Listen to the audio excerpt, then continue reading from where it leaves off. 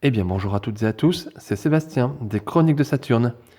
J'espère que vous allez bien, moi je suis ravi de vous retrouver.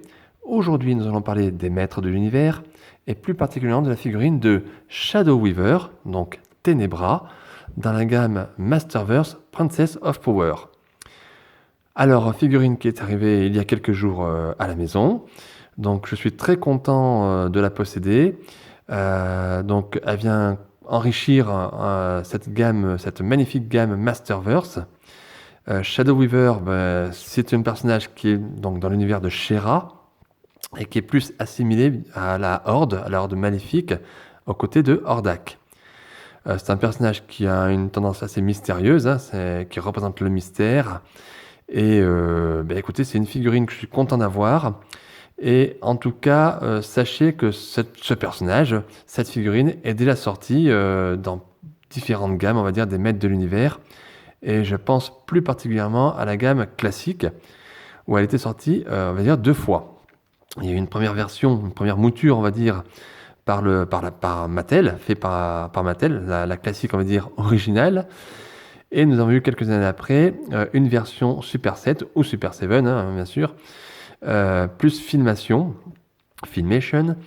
Et voilà, Mattel avait cédé ses droits pour cette gamme classique à Super 7, qui ont fait une version un petit peu Filmation. Voilà, donc alors ces deux versions, je les possède. Et donc aujourd'hui, je trouve tout à fait normal que Mattel nous propose ce personnage de Ténébra dans cette gamme Masterverse. Maintenant, j'ai un petit peu peur que cette figurine-là souffre de la comparaison justement par rapport aux classiques. Voilà. Excusez-moi. Donc, j'ai un petit peu peur qu'elle souffre de la comparaison aux classiques. Alors, on va essayer de faire vraiment abstraction sur la version classique. Et je vais vraiment me concentrer sur cette version Masterverse. Voilà. Donc, pour le coup, je vais faire comme d'habitude dans cette chronique, hein. On va faire le tour de la boîte ensemble. Ensuite, j'ouvrirai la boîte et je regarderai le contenu avec vous, la figurine et les différents accessoires. Je manipulerai cette figurine. Et ensuite, écoutez, je ferai une petite partie bilan dans laquelle je vous dirai si je vous conseille, oui ou non, l'achat de cette figurine et ce que je pense au final de ce produit. Voilà. Donc, écoutez, je pense pas que ce soit une chronique très très longue. Donc, on va y aller tranquille. Installez-vous confortablement. Prenez un petit café si vous avez envie. Et puis, c'est parti, les amis. On va dévoiler le mystère de Shadow Weaver.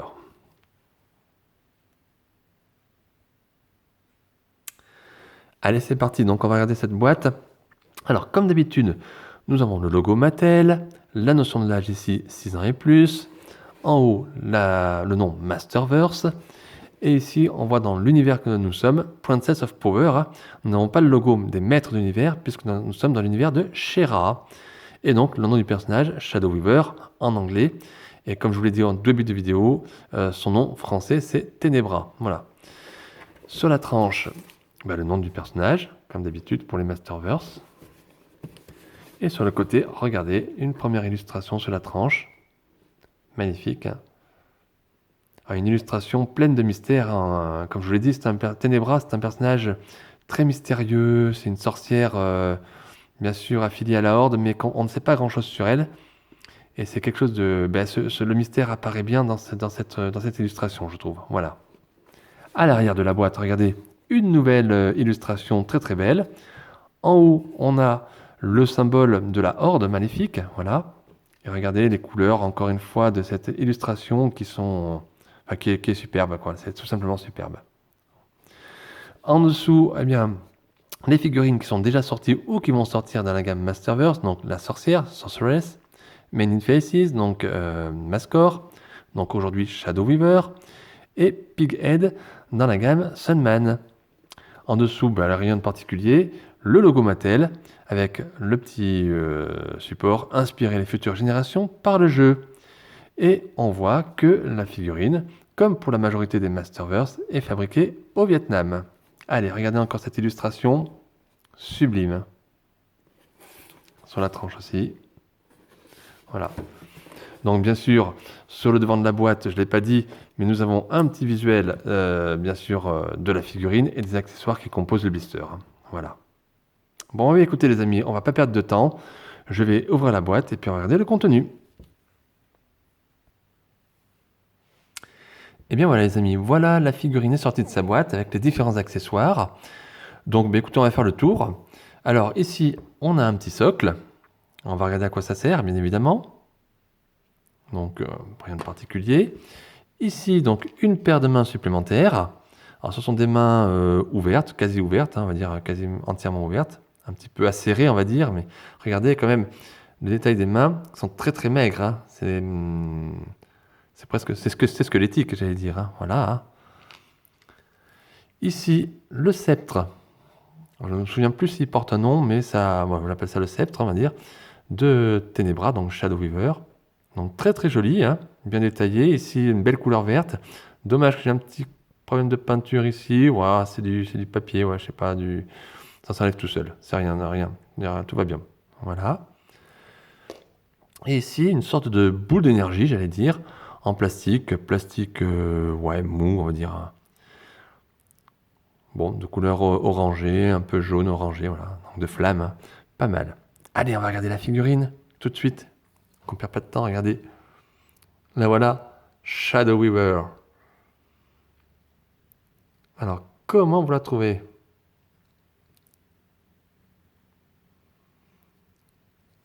Elle est pas mal. Elle est bien. Allez, on se remet. Coucou. Et voilà, donc Shadow Weaver, eh bien écoutez, elle est sympa, hein, comme ça. J'aime bien le visage. Alors, on va regarder déjà les articulations. Ça va être vite réglé, les amis. Parce que les articulations, il n'y en a que au bras, j'ai l'impression. On n'a pas de jambes ici, puisque, bon, regardez, si vous voulez les jambes, les pieds, il n'y a pas de jambes de pied. Il y a un trou ici, je pense que c'est pour mettre sur le support. Voilà, regardez. Et on a une sorte de grande robe sur une partie en plastique dur, voilà, quelque chose, une sorte de socle, voilà. Et la robe est en plastique, voilà, la robe ou la jupe, je sais pas comment, ou la tunique, on va dire, est en plastique mou, voilà. Donc il n'y a pas d'articulation, tout simplement, voilà. Donc les articulations, c'est les mains, ici, donc c'est vite réglé, et les bras, les coudes, voilà. Et les bras, bah, nickel. Donc pas d'articulation au niveau ici du bassin. La tête, bah, écoutez, la tête tourne un petit peu. Ah, d'accord, ça peut s'enlever ça. Donc la tête tourne, donc c'est nickel, pas de problème. Et vous avez derrière une cape en tissu, donc ben, sublime. Hein. Ça apporte un vrai plus. Hein. J'ai toujours dit, mais pour des figurines Masterverse, on a pas mal de tissus de temps en temps sur des capes, des choses comme ça. C'est pas mal, ça habille bien les personnages. Et on a cette partie-là qui est alors j'appelle ça le tour du cou, on va dire, et qui tient la cape. Ça doit pouvoir s'enlever, donc vous enlevez la tête, je suppose. Je vais pas le faire parce que j'ai pas envie. Et on doit pouvoir enlever cette partie, et donc du coup enlever la cape. Hein, voilà. Bah écoutez, pas mal fait, bien détaillé. Ouais, donc articulation bonne, mais bon, on va même pas parler d'articulation parce qu'il n'y a que les bras. Le visage, regardez le sculpte du visage, bien fait. Le bonnet, on va dire, la tête, bien sculptée, ici aussi. Elle est belle, elle est sympa. On a ici la ceinture qui est avec le logo, bien sûr, de la Horde maléfique, Nordak. Et la robe, donc en plastique mou, est quand même pas mal détaillée. C'est dessiné, vous voyez, des rainures. Donc plutôt sympa, plutôt agréable. Hein. Alors par contre, on a des changements sur, sur ce personnage, on va dire. C'est au niveau de la tunique, parce qu'on a la robe, effectivement, tout ça qui est sculpté dans la figurine. Mais au niveau des bras, alors on a ici une couleur verte, on va dire. Et ici, on a l'impression que c'est peint. Bon, c'est même pas une impression, c'est peint. Mais c'est le prolongement de la tunique, on va dire. Mais il n'y a pas de tunique, voilà, il n'y a pas de plastique. C'est vraiment de la peinture sur la figurine directement. Et alors de mémoire, parce que je n'ai pas ressorti mes figurines, il me semble que ici, la tunique du personnage allait au moins jusqu'à l'avant-bras. Voilà. Et là, on n'a rien du tout. Regardez, c'est les coudes nus, les bras nus. Alors je me trompe peut-être, mais il me semble qu'il manque quelque chose, on va dire. Alors c'est sûrement bien sûr volontaire de la part de Mattel. Je vous rappelle qu'on est dans la gamme Masterverse, hein, donc il y a on va dire un relookage quand même des figurines et des personnages que l'on connaît. Hein, voilà. Bah écoutez, c'est quand même pas mal. Bon, après, quand on fait une fixette sur ça, on a l'impression qu'il manque quelque chose, qu'elle a les bras vraiment nus. Voilà. Bon, c'est un petit peu dommage qu'ils aient peint ici. Ils auraient pu au moins mettre ouais, pas une armure, mais ouais, une sorte d'armure, quelque chose pour protéger. Voilà. Bon, mais ils ont fait, c'est parti pris, c'est seulement une raison économique. Voilà. Bah, écoutez, bon, on dirait elle est stable. Oui, donc sans le socle, elle tient. Voilà, on peut voir, elle tient. Bon, bah écoutez, il n'y a pas grand-chose à dire. Qu'est-ce que je voulais que je vous dise de plus? Il n'y a pas grand-chose. Regardez le détail de la capuche, c'est bien fait, hein, c'est très chouette. On a bien le côté mystérieux du personnage. Je trouve qu'on le retrouve. Voilà. Regardez les yeux, comme c'est fait. Il y a quand même des traits féminins, bien sûr la poitrine, mais même dans le visage, on voit que c'est une personne féminine. Voilà. Cette sorcière, elle a quand même du style, mais elle est cachée, elle est mystérieuse, mais elle a quand même du style. Et on l'aime pour ça, hein. Ouais, ouais, c'est sympa. Alors les couleurs, je vois sur la caméra, ça fait plus rouge de votre côté que moi. Moi, c'est plus rouge bordeaux. Vous, j'ai l'impression que c'est plus rouge rouge, voilà. Parce qu'il y a quand même une nuance de rouge au niveau de la poitrine et de la capuche, on va dire, et de la robe. Il y a des différences, des petites nuances, toutes légères, hein. Voilà. Cette carte de tissu est sympa. Ouais, ouais, ouais. Bon, bah écoutez, je vais essayer de donner une petite pause au personnage et puis je reviens de suite. Bon les amis, voilà, j'ai mis les armes, enfin dire les accessoires qui sont fournis dans la boîte sur le personnage. Donc bien sûr le sceptre ici, et la boule d'énergie que je me suis amusé à mettre, qui n'était pas d'ailleurs livrée, il me semble, avec les autres versions qui existent de Shadow Weaver, hein. Donc je pense que c'est bien la particularité ici de cette gamme Masterverse, enfin une des particularités en tout cas. Alors pour ma part, je n'utiliserai pas les mains semi-ouvertes, mais il y a pas mal de choses à faire avec, hein. Alors, donc je voulais juste vous montrer ça, mais je voulais vous montrer également pour mettre le socle, tout simplement, pour le faire avec vous, pour voir un petit peu comment ça fonctionne. Donc on va regarder, donc et bien on y va. Donc vous clipsez, hop, il faut bien forcer. Est-ce qu'il n'y a pas de clips? Ouais, ça a l'air de tenir. Ça a l'air de tenir. Ah par contre, ouais, ouais, ça tient. Est-ce qu'il faut plus forcer? Ah c'est du live, je le fais en même temps que vous là.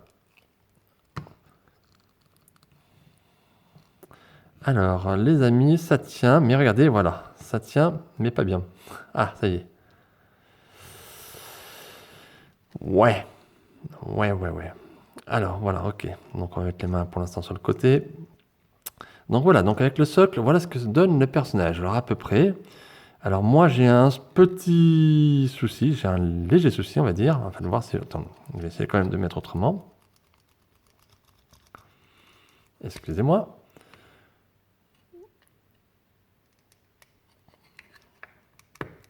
Ah, là, j'ai eu un petit clips par contre.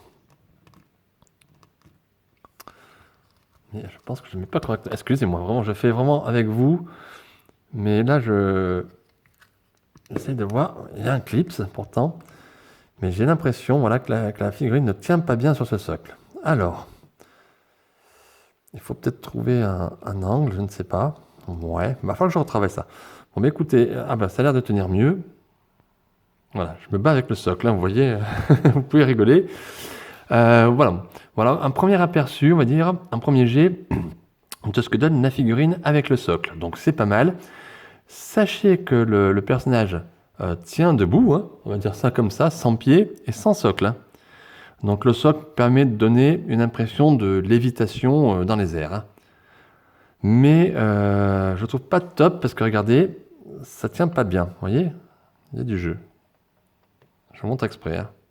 Ça, c'est le genre de petit détail qui a son importance et qui peut être gênant. Voilà. Bon, par contre, regardez le personnage avec les armes et les couleurs, ben, c'est plutôt sympa. Bon, j'ai pas travaillé la pose, hein. C'est vraiment juste pour la vidéo, pour vous montrer comme ça. Regardez, le côté vert, hein. Ce côté vert là sur la boule, le côté jaune aussi doré avec le rouge, tout ça, je trouve ça joli. Le mélange des couleurs est très très beau.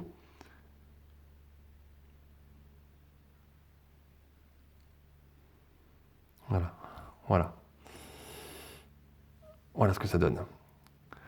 Eh bien écoutez, de toute façon, en termes de pause, je vais pas faire grand-chose de plus. Je vais essayer de peut-être retravailler un petit peu les bras, un tout petit peu pour faire quelque chose d'un peu plus propre.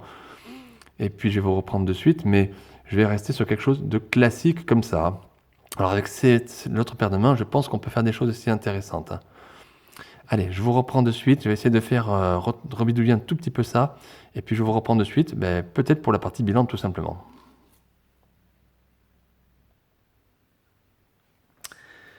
Eh bien les amis, voilà déjà la partie bilan. Je vous avais dit que ce serait une chronique assez courte et effectivement elle va être assez courte.